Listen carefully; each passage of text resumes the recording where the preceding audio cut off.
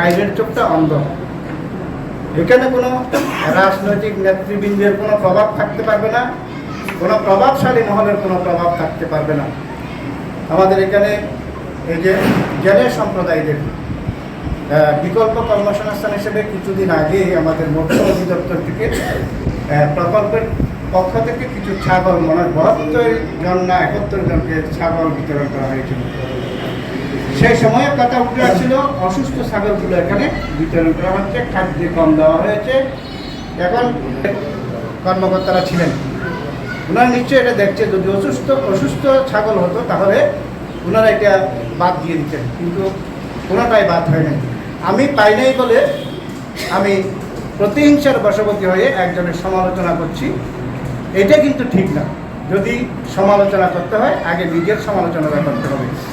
নিজে আমি কতটুকু করতে পেরেছি, অন্যের সমালোচনা না করে আমি কতটুকু করতে পেরেছি হালদার জন্য বা মানুষের জন্য, প্রতিবেশীর জন্য, পরিবারের জন্য, সেই বিষয়টা আমাদেরকে চিন্তা করতে হবে।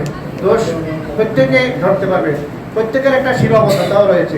আমাদের ইউনো মহোদয় ইচ্ছা যে হাটাজারি, পুরো হাটাজারিতে মানে যানজট মুক্ত হবে, কিন্তু উনি একার পক্ষে এটা সম্ভব না। আবার এখানে জনপ্রতিনিধিরা রয়েছে, ওনারা যদি কিছু মনে না করেন তাহলে বলতে পারি। আবার ভোট কমে যাবে বলে মনে করে ওই যে সিএনজিগুলোকে তারা বাজার থেকে সরাতে চাইবে না। অটো রিক্সা যেগুলো আছে তারা এগুলো চলাচলে বাধা সৃষ্টি করবে না। এই যে আমাদের বিদ্যুৎ অপচয় হচ্ছে সারা বাংলাদেশে, কিন্তু এটা আমি যদি ভুল বলে না থাকি, এই যে ব্যাটারি চালিত রিক্সা বন্ধ রয়েছে, কিন্তু আমার মনে হয় হাটাজারির মতো ব্যাটারি রিক্সা আমাদের আশেপাশে কোনো উপজেলায় নেই। এখন প্রত্যেক সময় প্রত্যেক সেমিনারে বলা হয় বা প্রত্যেক সভায় বলা হয় যে সুইচ গেটের কথা, কিন্তু দেখা যাবে সুইচ গেট যদি উঠিয়ে দেওয়া হয় তখন আরেকটা সমস্যা দেখা যাবে। আমাদের সমস্যা হলো যে সারা অঙ্গে ব্যথা, ওষুধ দিব কোথায়?